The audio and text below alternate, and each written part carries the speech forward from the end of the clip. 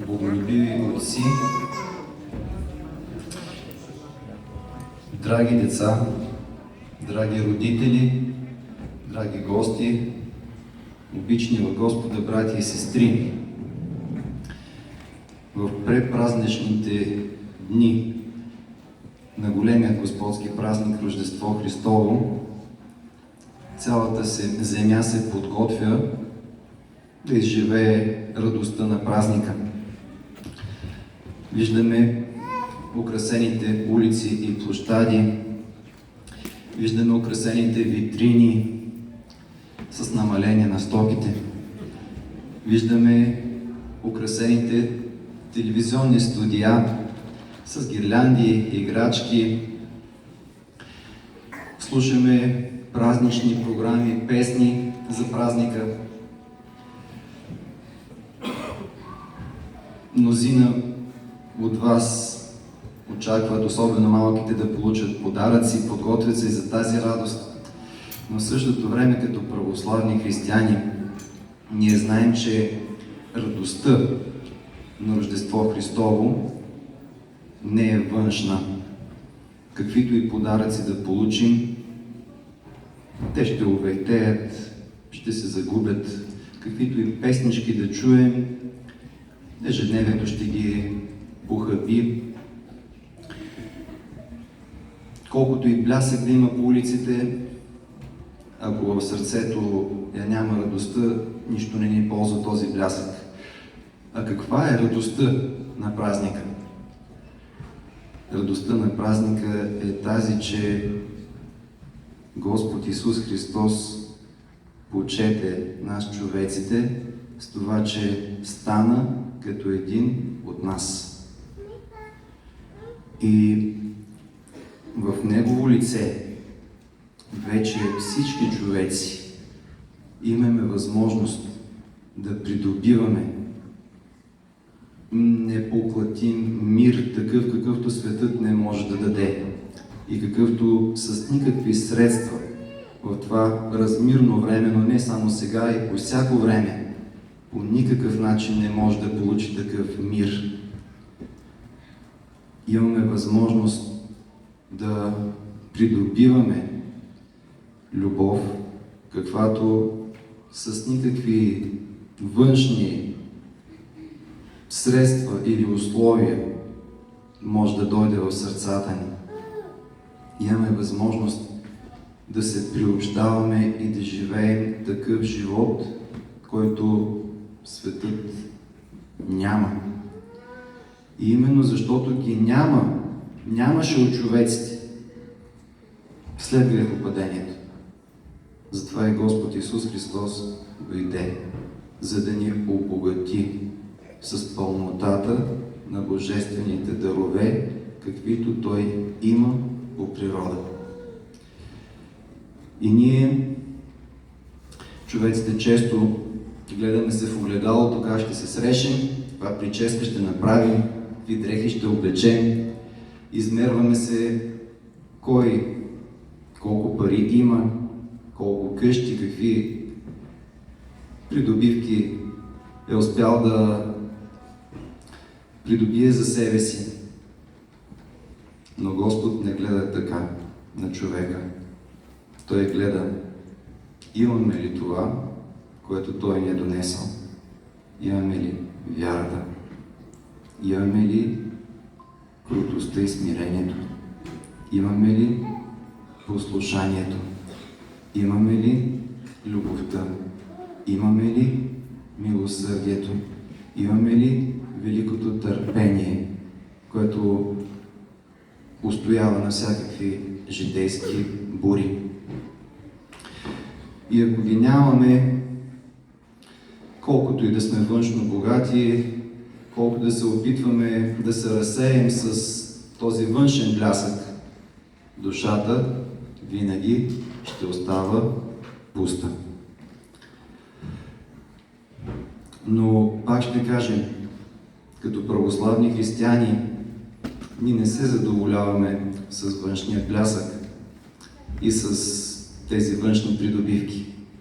Като православни християни, Ние се стараем да се обогатяваме чрез вярата в Спасителя, вярата в Господ Исус Христос, че Той дойде, стана човек, претърпя всичко, понесе немощите, излекува болести, претърпя злобата, омразата на света, страда, умря за нас и възкръсна, за да можем ние да имаме това, което Той като Бог притежава по природа.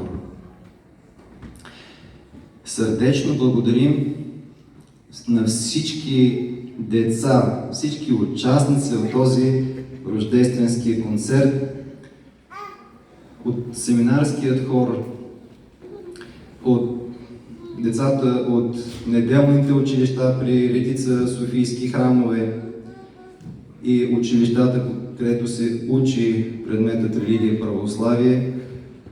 Сърдечно благодарим, мили деца, за вашите трудове, които сте положили да научите тези прекрасни стихчета и песнички. Благодарим на вашите ръководители, които са имали търпението и усърдието да ви научат на всичко това. Благодарим на родителите, които сте записали децата си в тези училища. Благодарим на организаторите от Софийска Света Митрополия, които се потрудиха и подготвиха този прекрасен рождественски концерт. Благодарим и на спомоществователството на госпожа Татяна Попова, която приготви за всички вас тези подаръци, за да може да имате тази радост от това, че имаме взаимното участие и подкрепа един към други, да се подсладите с настъпването на празника, влажните неща, по-големите деца ще ги срускат след Рождество Христово. Сърдечно ви благодарим, деца, че ни направите съпричастни на тази радост. Вярваме, че когато сте се подготвили с стихчетата и песничките, които изпяхте, когато сте внимавали, когато сте проявявали послушанието, отговорността, когато сте проявявали послушанието към вашите родители, тази радост, за която се говори в стихчетата и песничките, е съгрявала вашите сърца. Пазете я, мили деца. Пазете я. Не позволявайте на тези неща, които са в света, желанието да имате по-хубави играчки, телефони, чанти, облекла, да открадва тази радост. Не позволявайте на завистта, не позволявайте на себелюбието, не позволявайте на омразата да открадва от вас тази радост. Пазете я с вяра, пазете я с разум и ще видите, че през цялото време на годината Христос ще радва и весели вашите сърца. Сърдечно благодаря на всички ви. Желая светли и благословени рождественски празници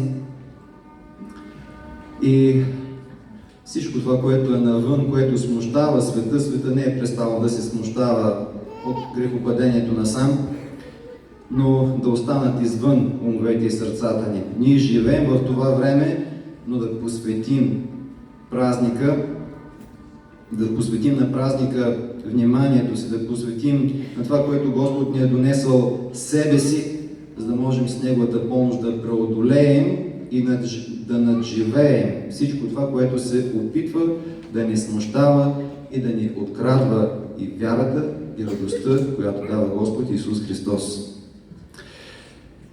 Искам да връча един плакет в момента на Софийска Света Митрополия, на госпожа Татяна Попова за нейното правителство.